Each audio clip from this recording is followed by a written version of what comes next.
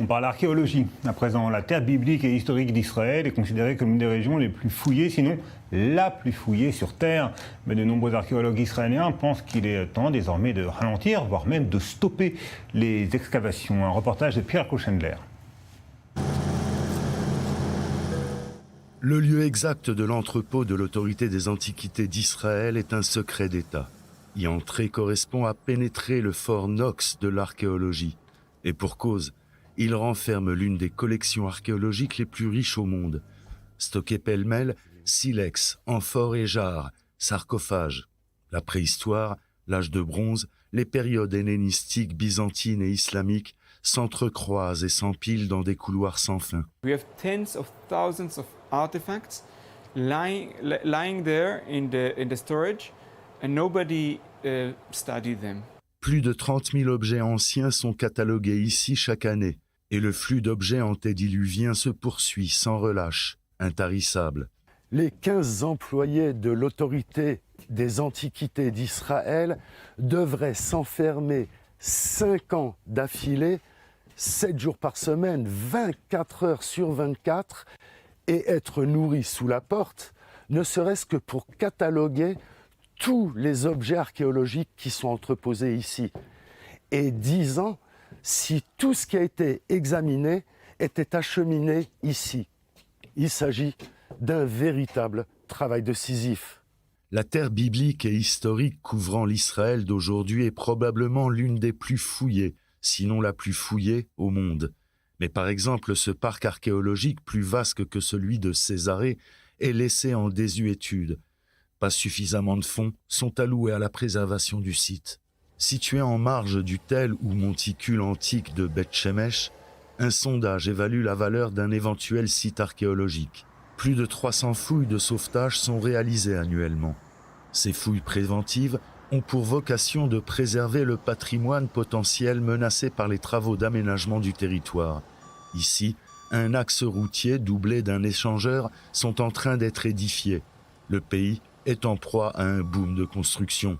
Beth Shemesh is a wonderful but also a tragic example because putting a road, a highway, on a biblical mound, for me is a tragedy. Excavation is destructive and the archaeological record is limited. If we will continue to excavate in a very rapid pace, there won't be much left to the generations to come. The best place for archaeological stuff to be is in the ground before they are exposed and then moved to another place and the site itself is gone. You cannot excavate any site twice. De nombreux archéologues israéliens, dont nos 2 experts, en appellent donc à prendre des mesures singulières. In a place like Israel, which was so intensely excavated, we have to say stop. We need to stop excavating. I'm talking about excavating something that is not necessary. Excavations will always continue to be as part of the development of the country. The question is if we need to initiate excavations where we don't have to. And the answer for me is definitely not, and even the random find of a very unique thing like an inscription or a cache of, I don't know, jewelry and exciting things like that. This is not a reason to go to the field to find treasures. This is by chance. And this can happen in salvage excavations as well. Because some kind of contradiction here. Every year I'm going to Timna and excavate the copper mines. Instead of going to excavate a new site, destroy a new site, we can go and excavate, quote unquote, in the storage. I absolutely agree. We have to educate ourselves to be more patient and not to run immediately to excavate. C'est un sujet brûlant, trop brûlant peut-être.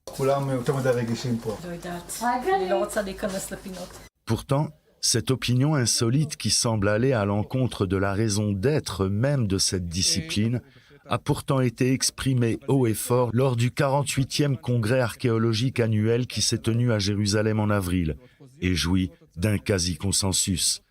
L'argument principal réside dans les avancées technologiques.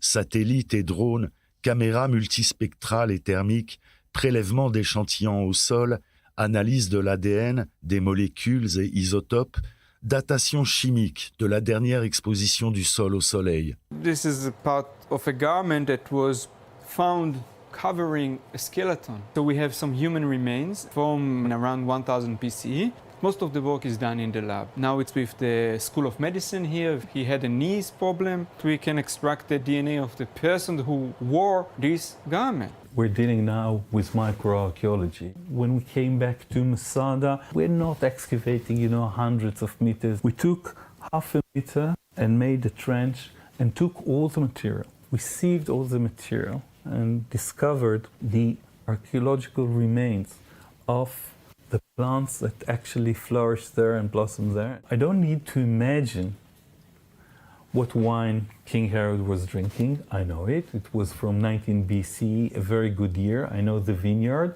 I know the name of the producer from south of Italy. Le romantisme des expéditions archéologiques à la Indiana Jones appartiendrait donc à un âge révolu. Finding new things under the microscope can be the new Indiana Jones.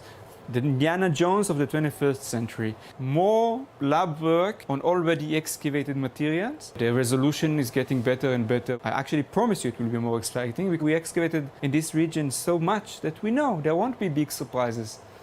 The surprises will come from the lab. La surprise surgirait aussi de l'entrepôt. We can go back to the storage and analyze the artifacts. The insights will be not less important, if not more important, than just going back to the field and excavate another square in another site. There are two types of excavations in Israel: salvage project and academic excavations. Excavation by universities are only 5 to 6 or 7% of the archaeological work in Israel. What are you going to stop? You cannot stop the salvage project. If the storage room of the Israel Antiquity Authority are full with objects and they cannot process them, the solution is not to stop excavations. The solution is to add more manpower. Alors, creuser ou ne pas creuser? Telle est la question.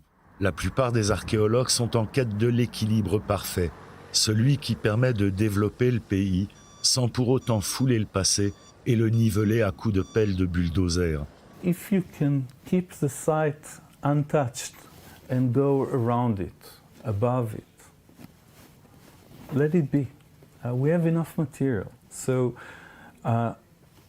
again, we're not calling for a stop in excavation. Yes, we need to minimize it, absolutely. When you're forced to excavate, then you can build an interchange above it. West of Jerusalem, there's a site by the name of Moza. And a temple from the first temple period was found. And it is now under a bridge. With a good planning, we can actually save the future of the past, if you wish, and prevent unnecessary excavation.